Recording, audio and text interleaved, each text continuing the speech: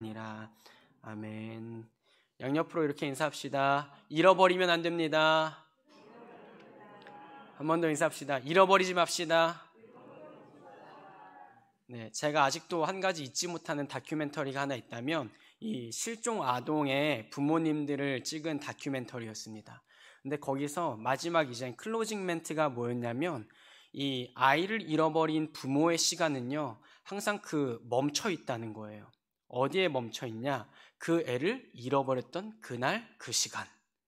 그래서 이 부모들이 어떤 마음을 갖냐면 계속 그때 내가 이랬더라면, 내가 이렇게 했더라면, 내가 그때 그렇게 하지 않았더라면 계속 그 생각을 한다는 겁니다.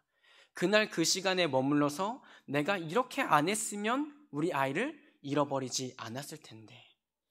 근데 아이를 잃어버리고 30년이 지나도요, 요즘은 뭐 시대가 좋아지면 좋아졌다고도 표현할 수 있겠지만 이 아이의 어린 사진을 가지고 30년 후에 아마 이렇게 생겼을 겁니다 라는 사진이 나온대요. 물론 완전한 건 아니겠지만 그럼 그거를 또 프린팅 해가지고 이 전단지를 돌리는 거죠. 이런 사람을 본 적이 있습니까?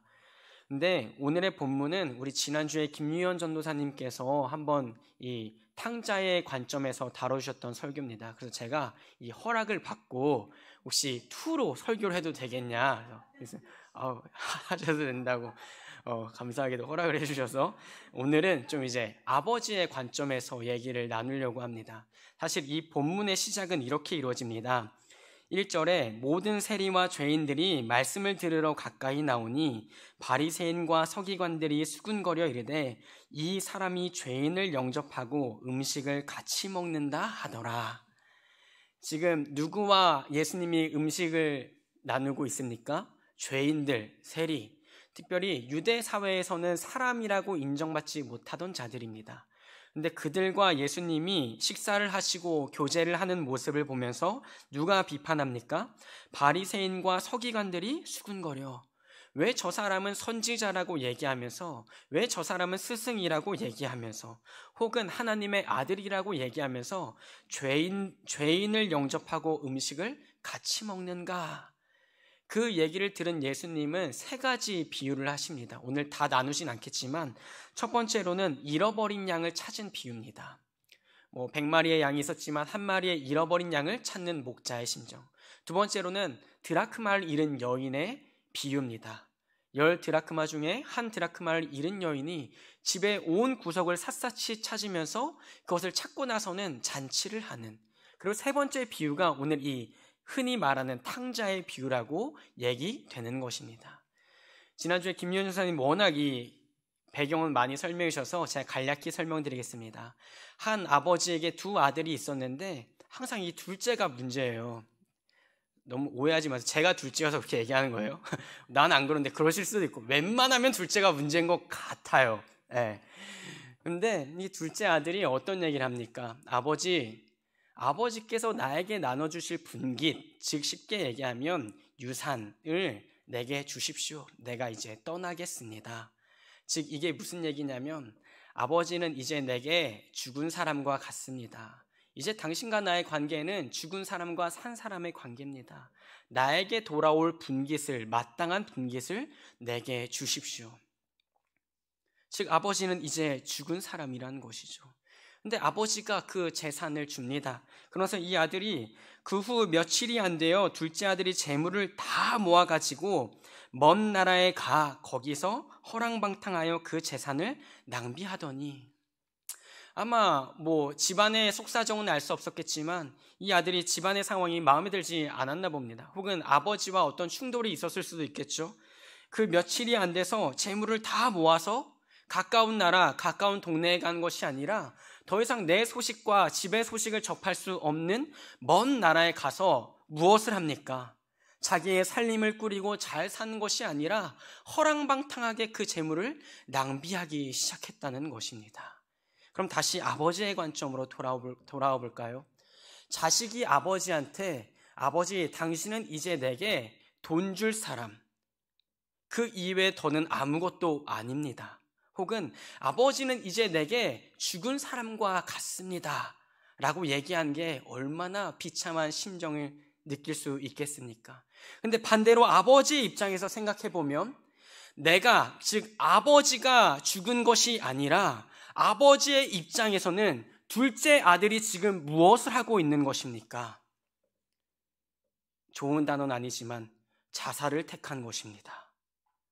그러니까 아들의 입장에서는 이제 당신은 죽은 사람이니까 그 분깃, 유산을 내놓으십시오라고 얘기하지만 아버지가 죽은 게 아니고 아버지의 입장에서는 그 둘째 아들이 아버지, 이제 당신과 나는 상관없으니 내가 알아서 살겠습니다. 당신과의 연은 끊겠습니다. 당신과 나의 관계는 다 끊어졌습니다. 즉 죽으러 가는 길이었습니다.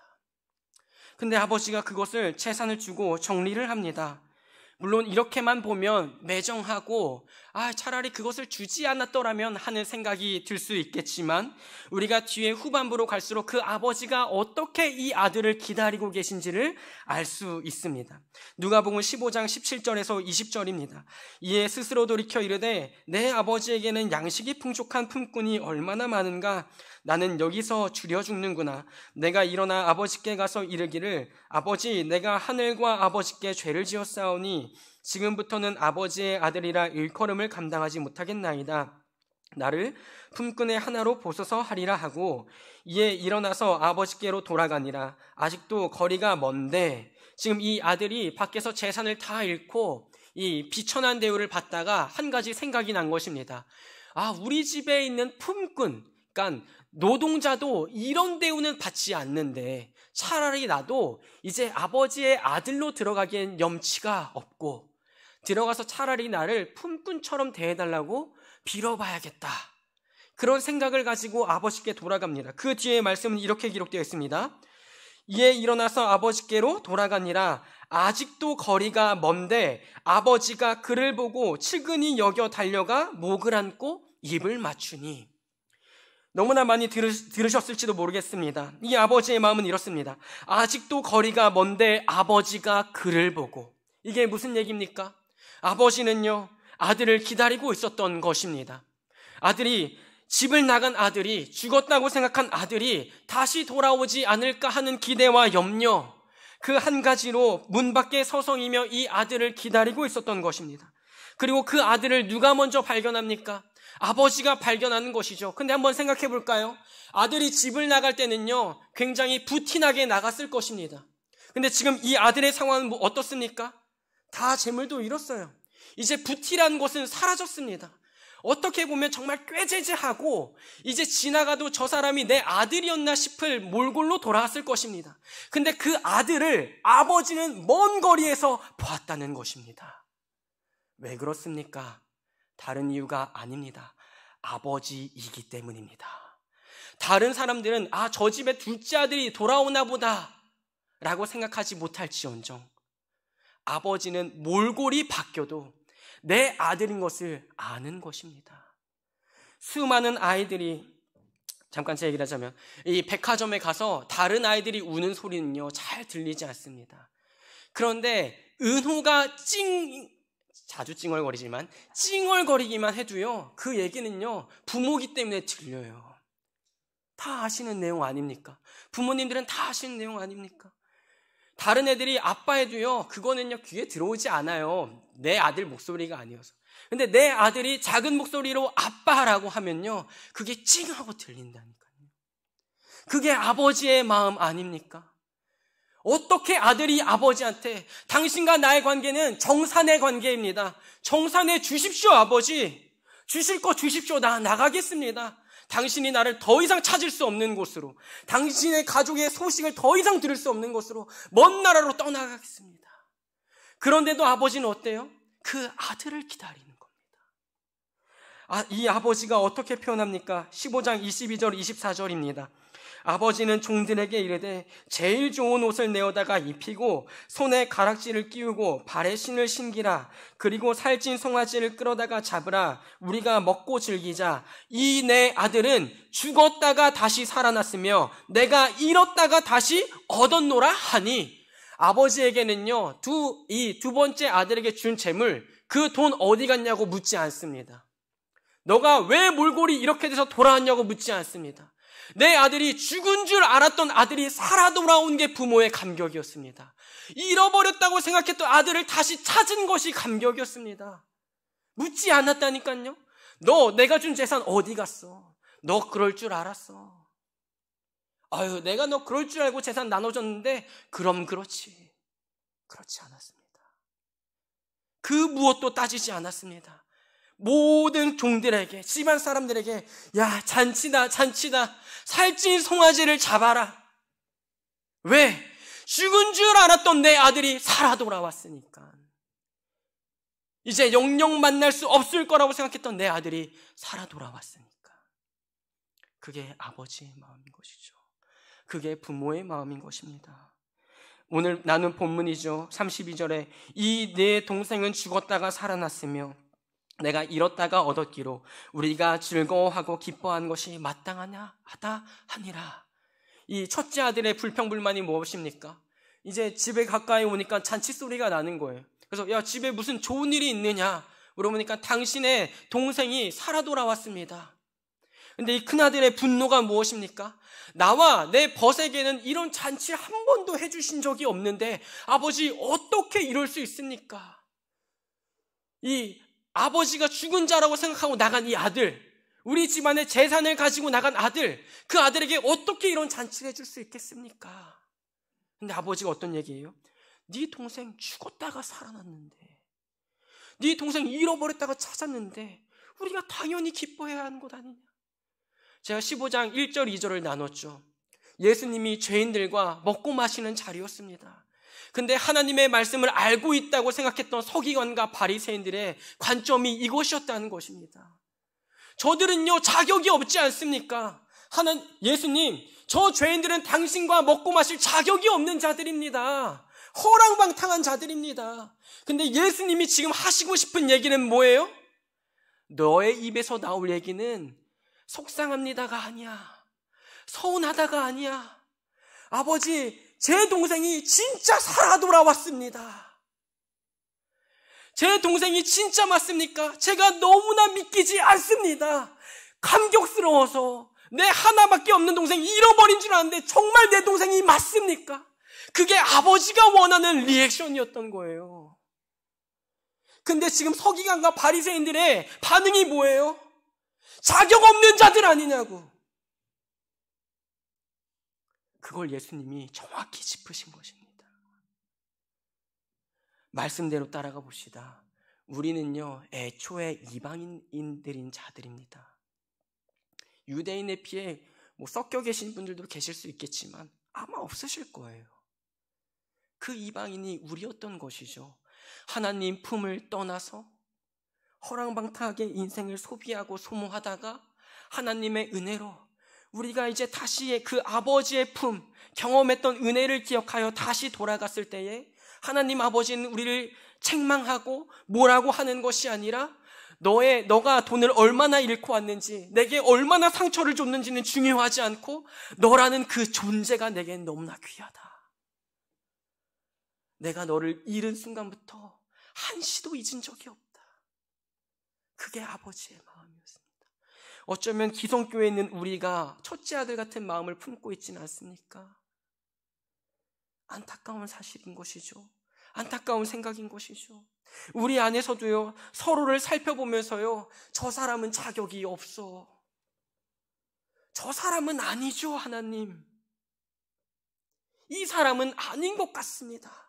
라고 생각할 때도 너무나 많습니다. 근데 하나님 아버지의 관점이, 하나님 아버지의 마음을 우리가 왜 깨닫고 알아야 합니까? 하나님 아버지는요, 그 사람의 자격 요건이 중요한 것이 아니라 그 사람 자체, 그 존재가 너무나 귀하기 때문에 우리 교회에 복음을 맡겨주신 것입니다.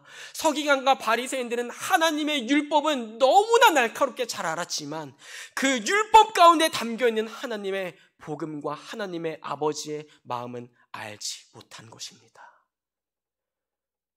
오늘 우리에게도 수많은 예배를 드려왔고 수많은 말씀을 들었지만 이 아버지의 마음이 없다면 우린 어쩌면 고린도전서 13장, 저번에 김승현 선생님 한번 설교해 주셨지만 정말로 사랑 없는 그냥 소리만 나는 꽹과리와 같은 바, 사랑이 없다면, 우리 교회 아버지의 이 사랑을 우리가 누리고 품지 못한다면 어쩌면 우리는 우리끼리는 잘 먹고 잘 지낼 수 있습니다.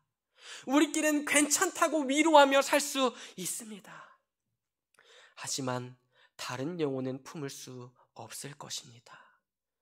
특별히 다음 주 특세를 기다리면서 주님, 이 말씀 따라 우리가 아버지의 마음을 조금이라도 아는 주님의 자녀 되기를 원합니다.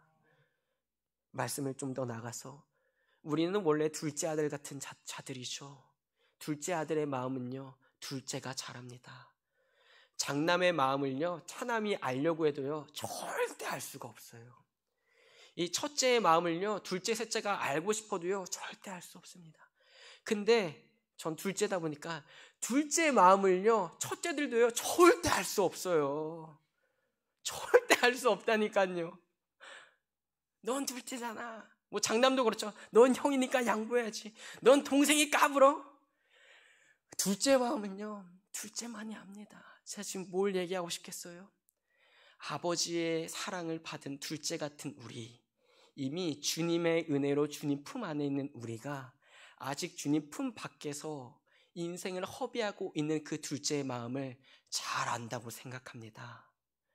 그 아버지의 마음을 우리도 떠나봤을 때도 있고, 다시 실족해서 세상에 갔다가 다시 그 아버지의 은혜가 기억나서 돌아올 때도 있고요. 우리가 태신자를 품고 또한 특세로 기도하면서 주님, 우리도 돌아온 자들입니다. 아버지, 그거 잊지 않게 하여 주시고, 첫째가 아니라 둘째 아들, 이미 경험한 자로서 아버지가 나를 이렇게 사랑해 주셨구나, 나를 한시도 잊지 않아 주셨구나, 자격 없는 나에게 가락지를 끼워주신 분이 아버지시구나, 재산을 다 소비하고 온, 아니죠, 소비가 아니죠, 낭비하고 온 이 아들을 위하여 살찐송아지를 잡아주신 것이 아버지 마음이구나.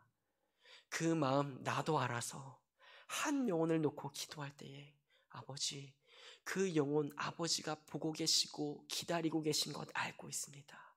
나도 아버지 옆에서 그 영혼을 기다릴 수 있는 마음을 더하여 주시옵소서. 그 마음이 우리 심령에 생길 때 그 태신자를 놓고 간절히 기도할 수 있다고 저는 믿습니다. 그리고 이 말씀을 증거할 때 성령께서 그 마음을 풍족하게 채워주시리라 믿습니다. 이제 다른 것에 삶을 거는 것이 아니라 문 밖에서 또 다른 탕자를 기다리고 계신 하나님, 그 옆에 비가 오면 하나님께 우산을 씌워드리고 추운 날에는 아버지께 겉옷을 입혀드리며 아버지, 제가 아버지 외롭지 않게 같이 기다리겠습니다. 누가 올 때까지요? 또 다른 탕자가 돌아올 때까지. 어쩌면 그 고백을 하나님은 첫째 아들에게 기대하셨을 것 같습니다. 죄송합니다. 이때 당시에 바리새인과 서기관들은 실패한 일, 우리는 성공했으면 좋겠습니다. 자기의 것, 내 생각이 무너지고, 아버지가 정말 이 둘째 동생을 기다리셨구나, 나도 같이 기뻐해야겠다. 그리고 그 동생이 돌아왔을 때는 첫째는 잔치를 즐기지 못했습니다. 근데 그 아버지와 함께 기다린 우리는 그 잔치를 같이 누리는 평화교회가 되기를 축복합니다. 기도하겠습니다.